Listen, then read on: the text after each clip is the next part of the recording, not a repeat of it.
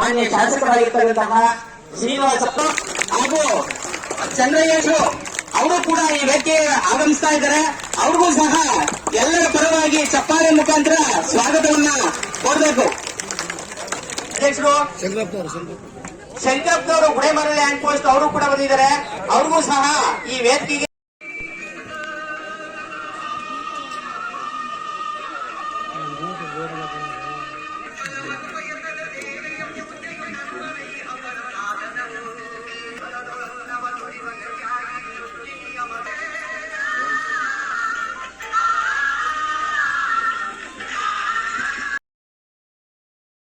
ಏನು ಈ ಬೇಡಿಕೆ ಇದೆ, ಬೇಡಿಕೆ ಪರವಾಗಿ ನಾನೂ ಬಂದಿದ್ದೀನಿ ಅಂತಕ್ಕಂಥ ವಿಚಾರವನ್ನ ತಮಗೆ ತಿಳಿಸ್ತಾ, ವೇದಿಕೆ ಮೇಲೆ ದಿವ್ಯ ಸಾನ್ನಿಧ್ಯವನ್ನು ವಹಿಸಿರತಕ್ಕಂಥ ಪರಮ ಪೂಜ್ಯರ ಪಾದಗಳಲ್ಲಿ ಮತ್ತೊಮ್ಮೆ ನಮಸ್ಕರಿಸಿ, ವೇದಿಕೆ ಮೇಲಿರತಕ್ಕಂಥ ಸಿಆರ್ ಗೌಡ್ರೆ, ಎಲ್ಲ ಮುಖಂಡರು, ಹಲವಾರು ಜನ ಇದ್ದೀರಾ, ಈ ಭಾಗದ ಎಲ್ಲ ಗೌರವಾನ್ವಿತ ಮುಖಂಡರುಗಳೇ, ಸ್ನೇಹಿತರೆ, ವಿಶೇಷ ಭಾಗ ಆಗಿ ನಾನು ಈ ವೇದಿಕೆಯಲ್ಲಿ ಇದು ಮೊಳಕೆ ಹೊಡೆದಿರ್ತಕ್ಕಂಥದನ್ನ ಪ್ರಾರಂಭದಲ್ಲೇ ಅದನ್ನ ಚಿವುಟಕ್ಕಂತ ಶಕ್ತಿಯನ್ನ ನಾನು ಈ ಪ್ರಾರಂಭದಲ್ಲೇ ಇದು ಈ ಸರ್ಕಾರದ ಮಟ್ಟದಲ್ಲಿ ಯಾವ ರೀತಿ ನಾನು ಹೋರಾಟ ಮಾಡಬೇಕೋ ಆ ರೀತಿ ಹೋರಾಟವನ್ನ ಮಾಡಿ ಈ ಭಾಗದಲ್ಲಿ 2ನೇ ಅಂತಾರಾಷ್ಟ್ರೀಯ ವಿಮಾನ ನಿಲ್ದಾಣಕ್ಕೆ ಭೂಮಿಯನ್ನು ವಶಪಡಿಸಿಕೊಳ್ತಕ್ಕಂತ ಸಂದರ್ಭ ಬರದೇ ಇರೋ ತರ ಮಾಡ್ತೀನಿ. ಬಂದಂತ ಸಂದರ್ಭದಲ್ಲಿ ನಿಮ್ಮ ಪರ ನಿಂತು ಯಾವುದೇ ರೀತಿಯ ಹೋರಾಟಕ್ಕೂ ಸಹ ನನ್ನ ಶಾಸಕ ಸ್ಥಾನವನ್ನು ಸಹ ಪಣಕ್ಕಿಟ್ಟು ನಾನು ಹೋರಾಟವನ್ನು ಮಾಡ್ತೇನೆ. ಇದ್ರ ಬಗ್ಗೆ ಯಾವುದೇ ತರದ ಅನುಮಾನ ನೀವು ಯಾರಿಗೂ ಬೇಡ. ಇದ್ದೀರಾ? ಅದೇ ಸುಮಾರು ತಿಂಗಳುಗಳ ಹಿಂದೆ ಸೋಲ್ದೇನಹಳ್ಳಿ ಭಾಗದಲ್ಲಿ, ಮೋಟ್ಗನಹಳ್ಳಿ ಭಾಗದಲ್ಲಿ ಈ ವಿಚಾರ ಬಹಳ ಚರ್ಚೆಯಲ್ಲಿತ್ತು.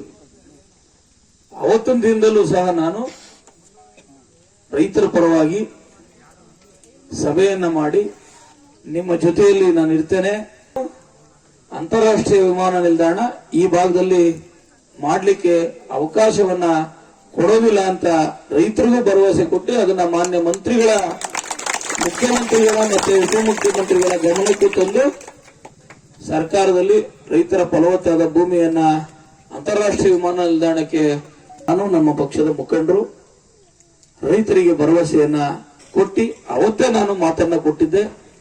ಯಾವುದೇ ಕಾರಣಕ್ಕೂ ಅಂತಾರಾಷ್ಟ್ರೀಯ ವಿಮಾನ ನಿಲ್ದಾಣಕ್ಕೆ ನಾವು ಭೂಮಿಯನ್ನ ನನ್ನ ಕ್ಷೇತ್ರದಲ್ಲಿ ಬಿಟ್ಕೊಡೋದಿಲ್ಲ ಅಂತಕ್ಕಂಥ ಮಾತನ್ನ, ನೀವು ಬೇಕಾದ್ರೆ ಬೇರೆ ಎಲ್ಲಾದ್ರೂ ಮಾಡ್ಕೊಳ್ಳಿ, ನನ್ನ ಕ್ಷೇತ್ರದಲ್ಲಿ ಬೇಡ ಅಂತಕ್ಕಂಥ ಮಾತನ್ನ ನಾನು ಸರ್ಕಾರದಲ್ಲಿ ಮುಖ್ಯಮಂತ್ರಿಗಳಿಗೆ, ಉಪಮುಖ್ಯಮಂತ್ರಿಗಳಿಗೆ ಮತ್ತೆ ಸಂಬಂಧಪಟ್ಟಂತ ಎಂ.ಬಿ. ಪಾಟೀಲ್ ಅವರ ಸಚಿವರವರ ಗಮನಕ್ಕೆ ತಂದಿದ್ದೆ. ಅವರು ಅದನ್ನ ಸಕಾರಾತ್ಮಕವಾಗಿ ಸ್ಪಂದಿಸಿದ್ದಾರೆ. ಈ 2ನೇ ಆತಂಕ ಅಂತಕ್ಕಂಥದ್ದು ಕೆಲವೊಂದು